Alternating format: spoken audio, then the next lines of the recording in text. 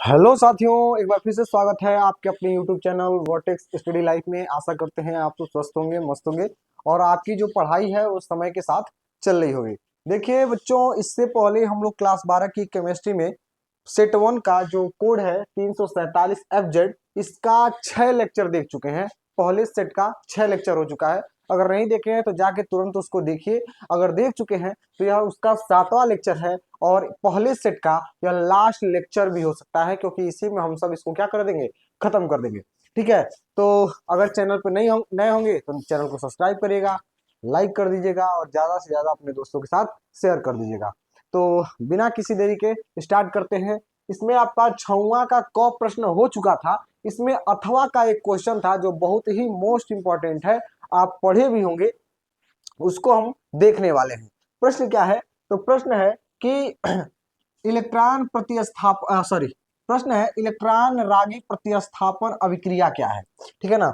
Yes N one reaction किसे कहते हैं, इलेक्ट्रॉन रागी प्रतिस्थापन अभिक्रिया क्या होती है, तथा क्लोरोफॉर्म से हाइड्रोजनीकरण, नाइट्रीकरण और सल्फोनेशन की अभिक्रिया समझाइए। तो देखिए यह 5 नंबर का प्रश्न होगा।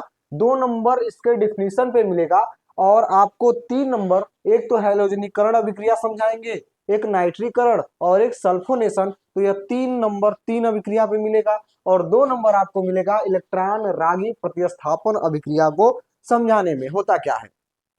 तो यहाँ पे अपना समय बचाने के लिए मैंने पहले से ही इसका जो डिफिनीशन है वो लिख रखा है। आप इसको देखेंगे और फिर क्या करेंगे, इसको समझेंगे।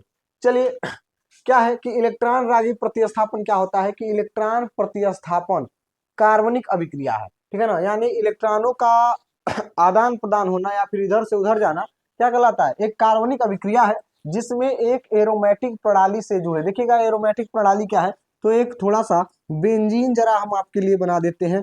बेंजीन क्या होता है कि C6H6 ऐसे कोई बेंजीन है। ठीक है, ये कोई बेंजीन है। अच्छा, कहा है कि किसी एरोमेटिक प्रणाली, ये एरोमेटिक प्रणाली है, से जुड़े परमाणु को इलेक्ट्रॉन रागी, मान लेते हैं कि कोई एक ऐसा परमाणु है जो क्या करता है ना, इसके इस परमाणु के द्वारा, अब यहाँ पे कुछ मैंने लिखा नहीं है इसलिए नहीं लिखा है कि यहाँ पे कुछ भी हो सकता है, लेकिन वो क्या होना चाहिए, इलेक्ट्रॉन रागी, न्यूक्लियोफिलिक होना चाहिए। और वह क्या करेगा कि किसी एक हाइड्रोजन को, इसमें से किसी एक हाइड्रोजन को विस्थापित कर देगा, हटा देगा। मान लेते हैं यहाँ से इस हाइड्रोजन को हटा दिया और इसका स्थान स्वतः ग्रहण कर लेता है, तो इस अभिक्रिया को कहते हैं इलेक्ट्रॉन रागी प्रतिस्थापन अभिक्रिया।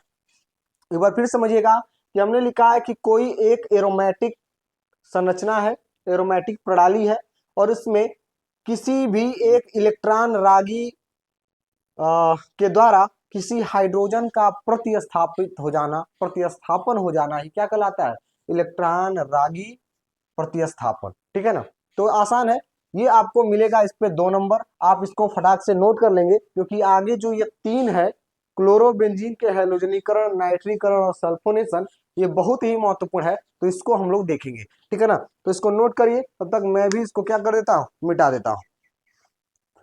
चलिए भाई,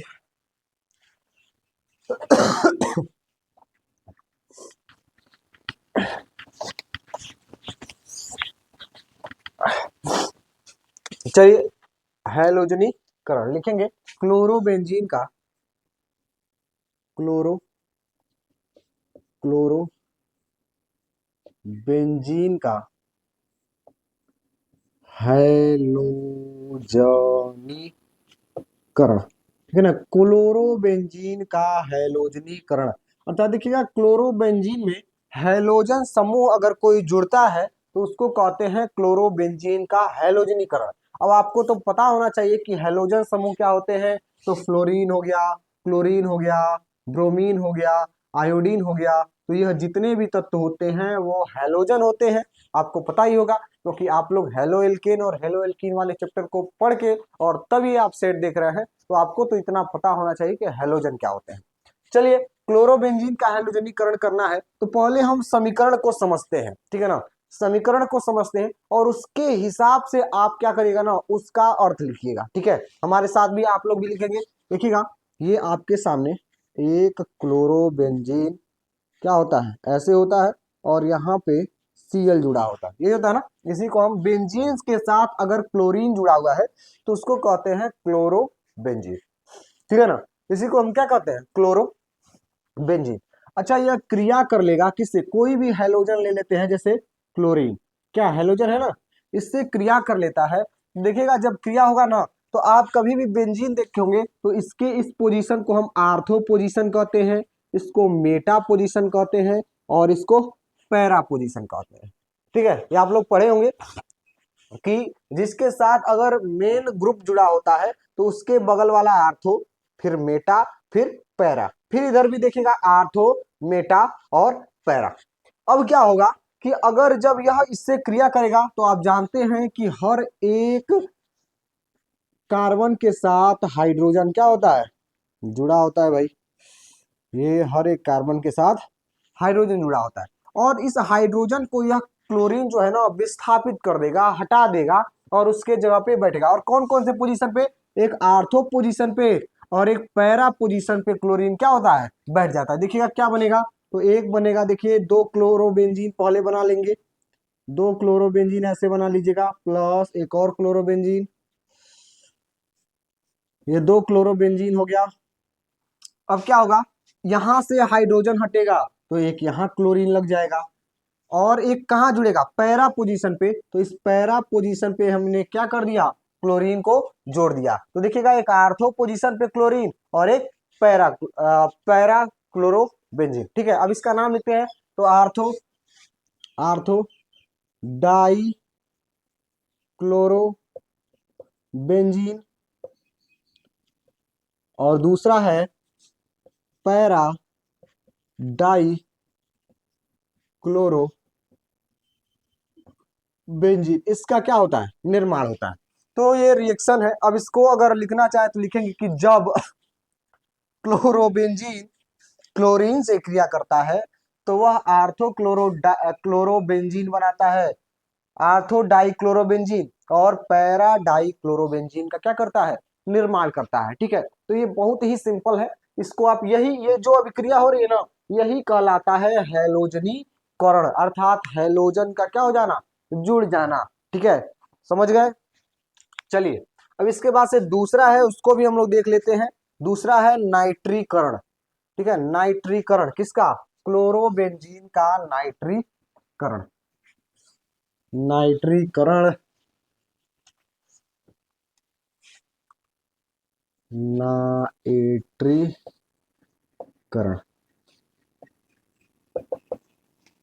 नाइट्रिक अम्ल का फार्मूला बताइएगा, तो HNO3, देखिएगा एच एन HNO3, और इसको कहते हैं नाइट्रिक अम्ल। और इससे नाइट्रिक, चलिए छोड़िए, इसको छोड़िए, ज्यादा दिमाग मत लगाइए, क्योंकि आप लोग पहले से पढ़े हुए हैं। ये आपके सामने क्लोरोबेंजीन है, और ये क्रिया करेगा HNO3। अच्छा, नाइट्रो समूह क्या होता है, तो इसी में से देखिएगा नाइट्रो, HNO3 है ना, HNO3, इसमें से अगर मैं इसको ऐसे लिख दूं NO2 इंटू OH, तो ये आपका नाइट्रो समूह है, ये है ना NO2 की NO3। एक बार सभी लोग बताइएगा कि NO2 की NO3, NO2 जो होता है नाइट्रो होता है। अच्छा, ये भी क्या होगा ना, इसमें से NO2 जो है, देखिएगा इसको हमने अलग अलग लिखा है, तो NO2 प्लस OH, ये जो NO2 होता है, इसमें नाइट्रिक अम्ल से निकल के एक आर्थो पोजीशन पे और एक पैरा पोजीशन पे जुड़ेगा। ठीक जिस तरीके से पीछे हुआ है वही क्रिया यहां पर भी होगी। तो लिखिए क्या बनेगा, दो क्लोरोबेंजीन बना लीजिए ऐसे, दो क्लोरोबेंजीन, एक और क्लोरोबेंजीन को ऐसे बना लीजिए, ठीक है ना। यहाँ पर भी क्लोरीन था और यहाँ पे भी क्लोरीन। अच्छा, यहाँ पे एक जुड़ जाएगा NO2, और यहाँ पर भी जुड़ जाएगा, सॉरी यहाँ पे नहीं जुड़ेगा, यहाँ पे जुड़ जाएगा NO2। अब इसका नाम आप लोग खुद से बताएंगे क्या होगा। एक होगा आर्थो नाइट्रोक्लोरोबेंजीन, आर्थो नाइट्रोक्लोरोबेंजीन, और एक हो जाएगा आर्थो मेटा पैरा नाइट्रोक्लोरोबेंजीन। और ये पूरी जो अभिक्रिया है यही कहलाती है नाइट्रीकरण। तो आपने देखा क्लोरो हेलोजनेशन क्या होता है, नाइट्रीकरण क्या होता है, और लास्ट है सल्फोनीकरण। तो उसको भी समझेंगे भाई। बहुत ही आसान आसान डिफिनीशन आते हैं, अगर आप एक बार पढ़ जाएं इसको तो कुछ भी नहीं है, ठीक है ना। बहुत ही आसान चीजें होती हैं ये सारी। लेकिन हाँ, आपके मन में एक पहले से ही एक भूत भावना बैठा दिया जाता है कि केमिस्ट्री बहुत कठिन है, केमिस्ट्री बहुत कठिन है, केमिस्ट्री बहुत कठिन है। लेकिन कुछ भी कठिन नहीं है। लास्ट है सल्फोनेशन, या फिर इसको हिंदी में कहते हैं सल्फोनीकरण, सल्फोनेशन या सल्फोनीकरण। अब देखिएगा सल्फ्यूरिक अम्ल जो होता है इसको लिखते हैं H2SO4। यह इससे क्रिया करता है, लेकिन इसमें जो ये सब्सटेंस होता है वो क्या होता है, सल्फोनिक अम्ल का फार्मूला क्या होता है अभी आगे आप लोग देखेंगे। पहले लिख लेते हैं क्लोरोबेंजीन, क्योंकि क्रिया हम आपकी क्लोरोबेंजीन की करा रहे हैं। किससे क्रिया कराएंगे, H2SO4 से। अब देखिएगा H2SO4 से ही किसका निर्माण होता है, सल्फोनिक अम्ल का निर्माण होता है। फार्मूला होता है SO3H। यानी इस क्लोरोबेंजीन से SO3H जुड़ेगा एक आर्थो पोजीशन पे और एक पैरा पोजीशन पे। जोड़ दीजिए भाई, दो क्लोरोबेंजीन बनाइए। इतना आसान तो कुछ हो ही नहीं सकता है भाई।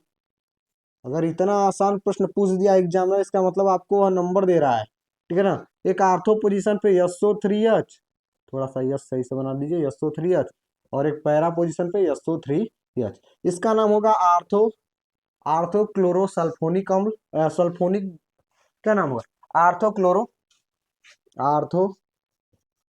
क्लोरो सल्फोनिक बेंजीन, और इसका नाम हो जाएगा पैरा क्लोरो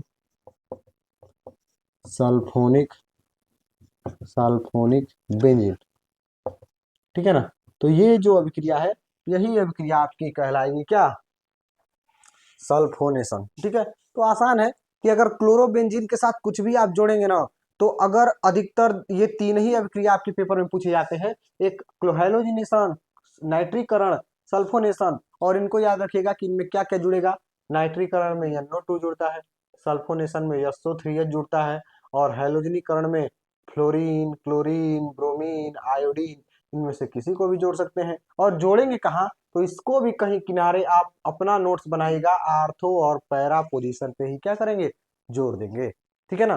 तो ये हो गया। अगले प्रश्न की ओर बढ़ते हैं। IUPAC नामकरण है, तो पहले मैं इसको लिख लेता हूं क्योंकि समय बचेगा और फटाक से आपको करा दिया जाएगा।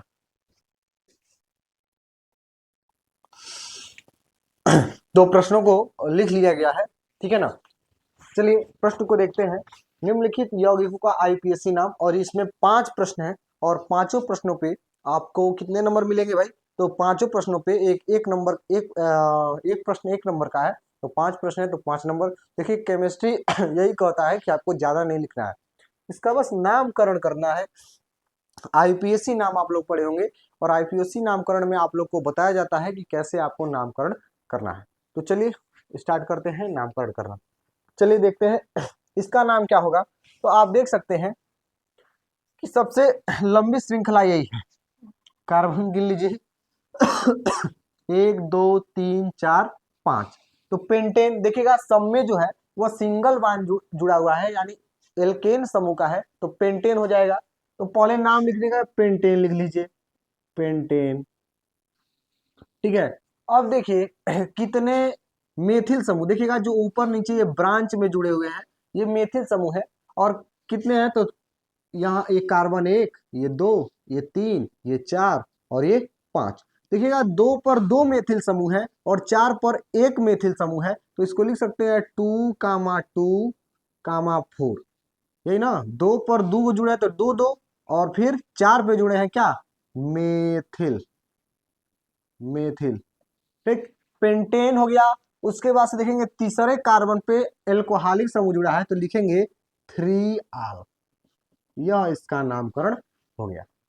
अब आप कहेंगे कि ये आप पेंटेन बीच में लिख दिए हैं, इसको इधर लिख दिए हैं, उसको उधर लिख दिए हैं, इसका क्या कारण है भाई। तो आप कभी भी IUPAC नामकरण करिएगा तो उसके इंग्लिश में पहले लिखिएगा, और लिखने पर देखेंगे कि जो शब्द, जिसका शब्द पहले आएगा उसको पहले, जैसे मेथिल में यम पहले आता है, पेंटेन में पी बाद में आता है, और आल में ओ एल बाद में आता है।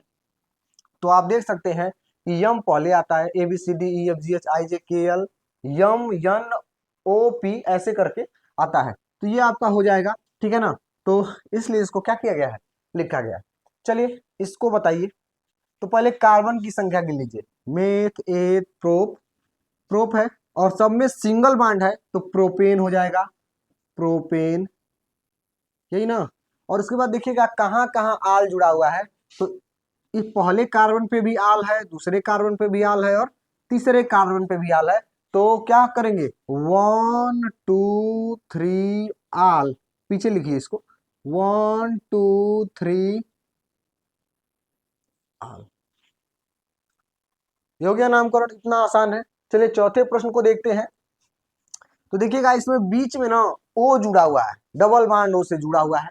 तो आपको पता है कीटोनिक समूह जो होगा उसमें क्या जुड़ेगा, यही जुड़ेगा ना कीटोन में।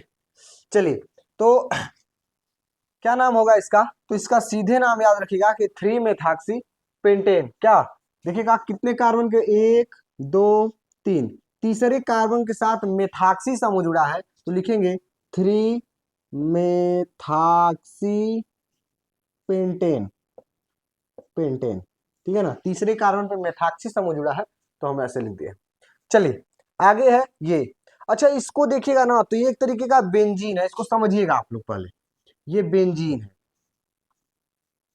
और बेंजीन के साथ यहाँ पे CH3 जुड़ा हुआ है, यहाँ पे जुड़ा हुआ है OH, और यहाँ पे जुड़ा हुआ है CH3। अच्छा इसको हम अगर प्रधान समूह समझते हैं, मेन ग्रुप समूह समझते हैं, तो देखिएगा ये दोनों है ना, इससे इधर से गिनिएगा इसको, कार्बन 1 2 3 4 5 और 6, यानी 2 और 6 पे मेथिल समूह जुड़ा है और इसको हम कह देंगे फिनाल। तो इसका नाम हो जाएगा 2 6 मेथिल फिनाल, ये इसका नामकरण हो जाएगा। ठीक है, तो बहुत ही आसान है। एक और प्रश्न है उसको भी हम लोग देख लेते हैं, किनारे यहाँ पे लिखा गया है। चलिए इसका क्या नामकरण होगा, तो आप देखेंगे तो देखिएगा यहाँ कार्बन गिनिएगा 1 2 3 4, चौथे नंबर पे क्लोरो है तो 4 क्लोरो, क्लोरो, और 2 3 मेथिल, मेथिल। देखिएगा दूसरे और तीसरे कार्बन पे मेथिल समूह जुड़ा हुआ है तो इसको आप लिख दिए हैं।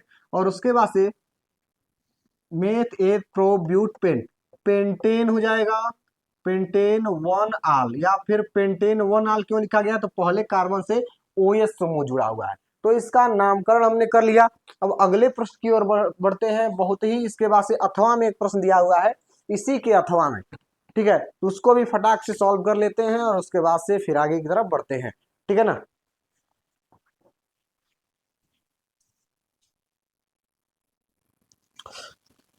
तो चलिए इन प्रश्नों को हमने लिख लिया है आपको समझा देते हैं। निम्नलिखित अभिक्रियाओं में प्राप्त उत्पाद का अनुमान लगाइए। आपको बताना है कि इन अभिक्रियाओं में क्या क्या बनेगा, ठीक है ना। तो आपके सामने 5 प्रश्न है और 5 प्रश्नों के आपको मिलेंगे 5 नंबर, एक एक लाइन का आंसर है और आपको फटाक फटाक से आंसर देना है। तो कैसे देंगे भाई, इसको क्या बोलते हैं, इसका नाम बताइएगा। इसका नाम क्या होगा, तो इसका नाम होता है एथाक्सी बेंजीन, ठीक है ना।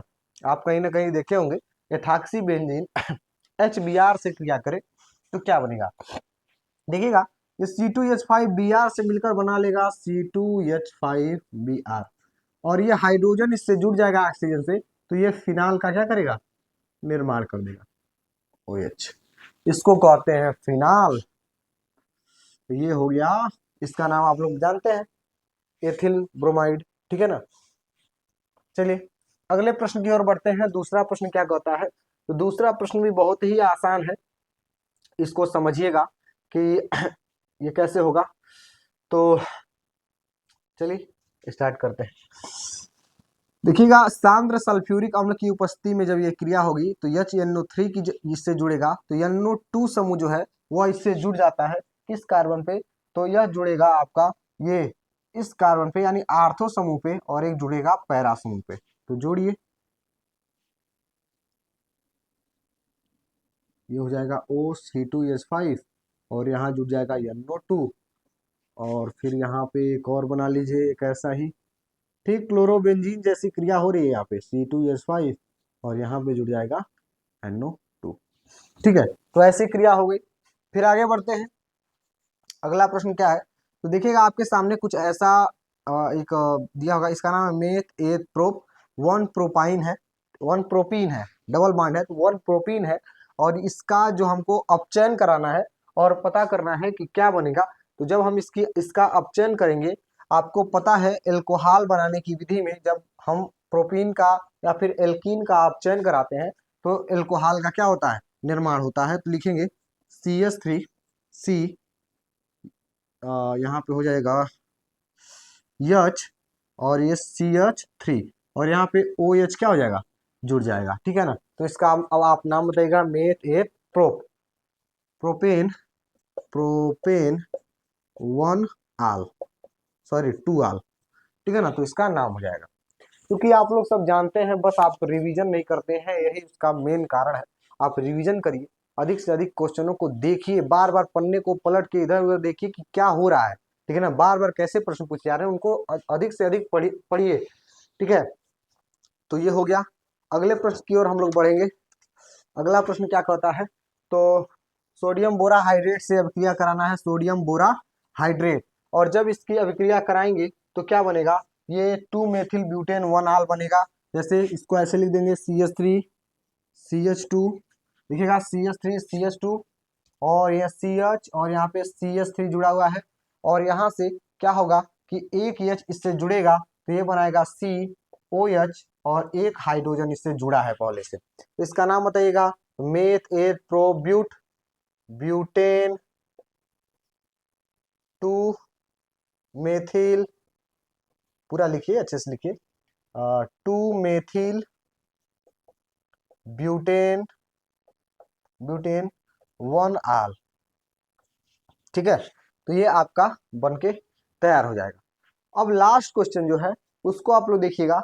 लास्ट क्वेश्चन में क्या होगा कि आपका ये है थैलिक अम्ल, देखिए इसका नाम है थैलिक अम्ल। ठीक है ना, थैलिक अम्ल जब क्रिया करेगा तो क्या बनेगा, एक मिनट मैं देख लूं, हाँ आ रहा है स्क्रीन पे। थैलिक अम्ल जब क्रिया करता है थायोनिल क्लोराइड से,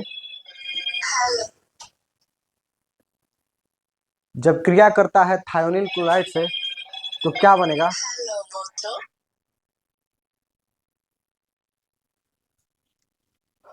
तो देखिएगा क्लोरीन जो है हाइड्रोजन को हटा के जुड़ जाएगा और क्या बनाएगा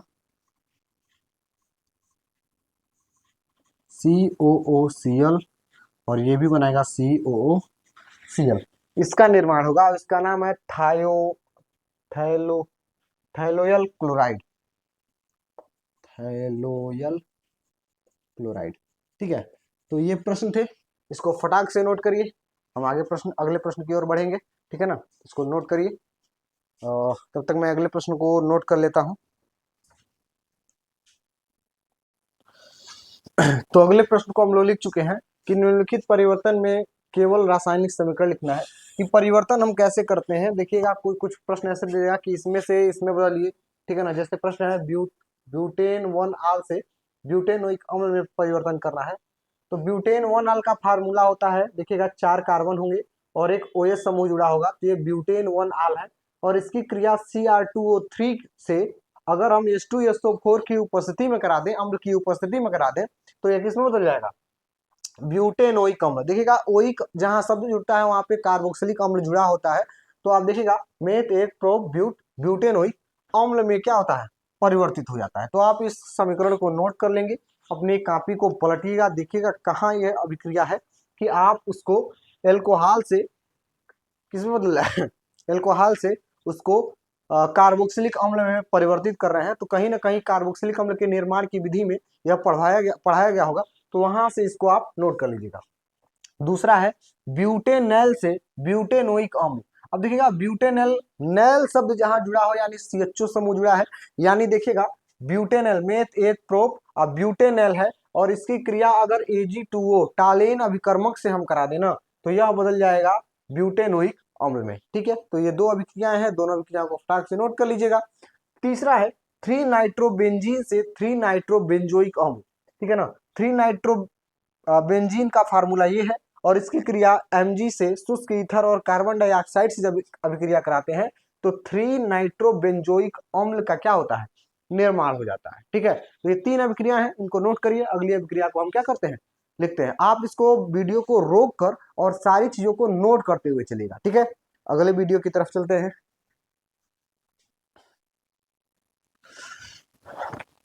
तो अगला प्रश्न जो था, चौथा प्रश्न था कि बेंजील एल्कोहल से फेनिल एथेनोइक अम्ल में बदलना है। बेंजील एल्कोहल, बेंजील देखिएगा शब्द है बेंजील एल्कोहल, यानी उसमें एल्किल समूह भी जुड़ा है। एक मिनट, कहाँ गया, एल्किल समूह भी जुड़ा है, CH3OH। ठीक है ना, नहीं सॉरी CH2OH होगा। ये बेंजील एल्कोहल है, और इसकी क्रिया, इसको किसमें बदलना है, फेनिल एथेनोइक अम्ल में। यानी कोई बेंजीन होगा और इसमें क्या जोड़ देना है, COOH। इसमें हमको क्या करना है, परिवर्तन करना है। तो सबसे पहले इसकी क्रिया हाइड्रोजन ब्रोमाइड से कराएंगे तो ब्रोमो बेंजीन प्राप्त होगा। फिर ब्रोमो बेंजीन की क्रिया पोटेशियम साइनेट से कराएंगे तो साइनो बेंजीन मिलेगा। और फिर जब उसकी क्रिया जल से करा देंगे तो आपको मिल जाएगा फेनिल बेंजोइक एथेनोइक अम्ल। ठीक है, तो यह आपका हो गया, इसको भी नोट कर लेंगे। और फिर लास्ट क्वेश्चन है एसिटिक अम्ल से एसिटाइमाइड। ठीक है ना, तो एसिटिक अम्ल देखिएगा, इसकी क्रिया आप अमोनिया से कराएंगे तो बनेगा CH3COONH4, और फिर उसको जब गर्म करेंगे तो बन जाएगा एसिटाइमाइड। ठीक है, तो इतने प्रश्न थे, इस प्रश्नों को हल कर लेंगे। लास्ट वाला जो प्रश्न है वह नेमिंग रिएक्शन है। नेमिंग रिएक्शन जितने भी हैं उनका वीडियो कल आपको मिल जाएगा। जितने भी आपके 10, 15, 20, 25 जितने भी आपके क्लास 12 में इंपॉर्टेंट नेमिंग रिएक्शन है, उनका एक अलग से वीडियो हम बना के डालेंगे, जिससे आपको आसानी होगा हर एक नेमिंग रिएक्शन को लिखने के लिए। ठीक है, तो मिलते हैं अगली वीडियो में। अगर वीडियो पसंद आई होगी तो लाइक कर दीजिएगा और अपने दोस्तों के साथ शेयर कर दीजिएगा, और सब्सक्राइब करके वो जो आल का बटन होता है उसको क्लिक कर दीजिएगा। मिलते हैं अगली वीडियो में, तब तक के लिए धन्यवाद।